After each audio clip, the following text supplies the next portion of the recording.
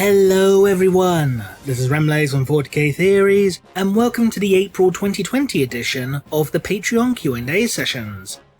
As always, if you would like your questions answered, then click the link in the video description below and help support the channel by becoming a patron. Now, let's jump into the questions. Chief Surgeon asks, are there any Space Marine chapters that are currently in the favour of the Mechanicus over any other Space Marine chapter? And if there are, what do they do to get such favour from the Mechanicus? There are a number of chapters that do have the Mechanicus' favour. Two that come to mind straight away are the Blood Drinkers and Nova Marines, and the reason they got the Mechanicus' favour is because they recovered a number of STC templates from the Death of Integrity Space Hulk before giving them over to the Mechanicus, and the Mechanicus saying, "Cheers lads, we're going to make you a spaceship each after that as a token of gratitude." Voice of the Emperor asks, an Executor class Super Star Destroyer versus I don't know enough about Star Wars to answer this question, sorry. Could the Chaos Gods be imprisoned like the Necrons did to the C'tan? Probably not, considering that the C'tan were material beings even though they had incorporeal forms originally before having bodies, whereas the Chaos Gods are purely warp entities. Though that being said, in Sons of the Hydra, the Necrons were able to trap a Bloodthirster within a Tesseract vault. Whether they can do it to the Chaos Gods is a different matter altogether, because you would assume that the Necrons would have to go into the warp itself to capture the Chaos Gods, and as far as I'm aware, the Necrons don't actually have any form of warp tech.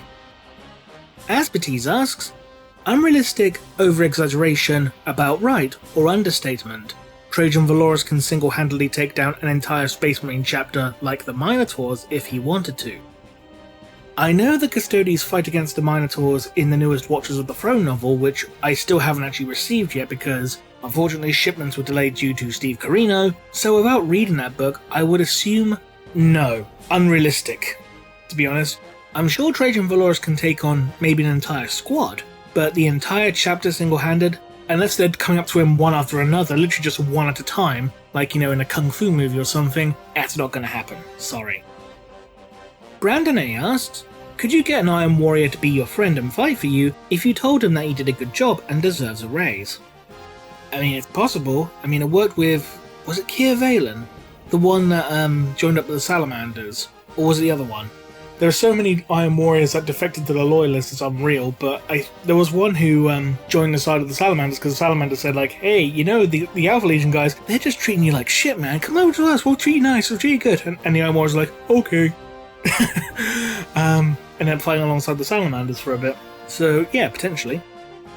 Brenfeast asks, with the formation of the Great Rift, is the Eye of Terror still where most Chaos Space Marines reside when not conducting raids on the Imperium, or has the Rift effectively expanded their home turf?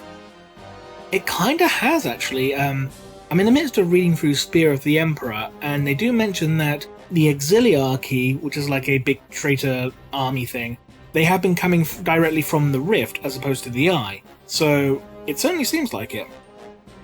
If a Genestealer cult were to take over a ship or fleet of ships rather than a planet, would the Tyranids still be drawn to it, or would things such as Gellerfields and moving around constantly disrupt that? Well, what they would do, if they take over a ship, then they would make the ship go to the nearest habited planet. This is shown within Deathwatch Mission Purge, and it's also shown within Redemption Core, I believe as well, if I recall correctly. Yeah, because in Redemption Core, a Genestealer cult has effectively spread across an entire series of planets within the same planetary system. And this is the same cult that has humans and orcs within it. Yeah, it's a long, complicated story. But yeah, if a Genestealer cult takes over a ship, they'll just go to the nearest planet to spread the cult even more. Darks asks, what is your most hated chapter or warband? Well, I wouldn't say they're my most hated, but one I really do dislike is, unfortunately, the Space Wolves, which is a shame because you look at them and you think they'd be really interesting, and they have so much potential, but they just come across as boring to me, almost as much as the Iron Hands. They're another one I don't really enjoy that much, I'm afraid, sorry. Zero Hits asks, are there any Loyalist or Traitor Space Marines that you think need more lore more than others? By the wording of your question, I assume you mean characters. Because if so, there's quite a few actually who do need expanded lore. I mean, Abaddon's got his own novel series, Araman's got his own novel series, Fabius Baal's got his own novel series, Lucius has a novel, Typhus technically has a novel.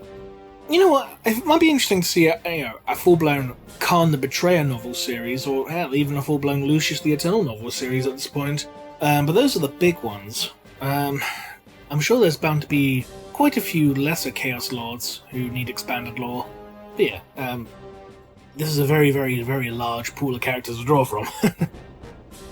Brother Santodes asks, how much of an Astartes gene seed remains when they are interred within a dreadnought, and do they require any sort of nourishment for their biological parts?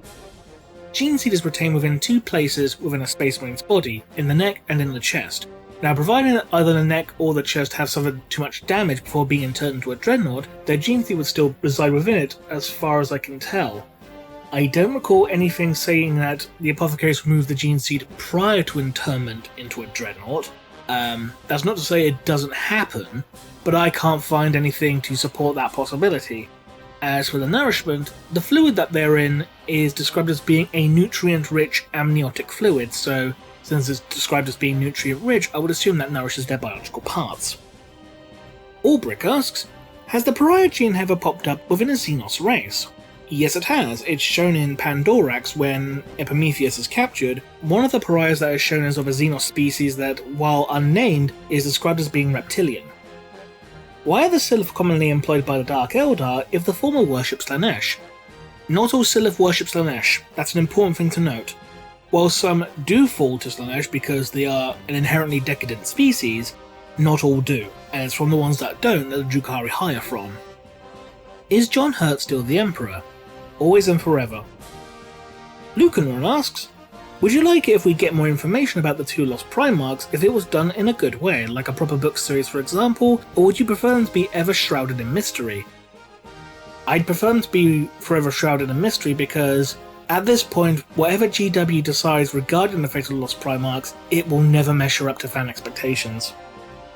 Would you be interested in discussing the theoretical possible return of each Loyalist Primarch, since you did previously talk about a what-if regarding the Lion returning?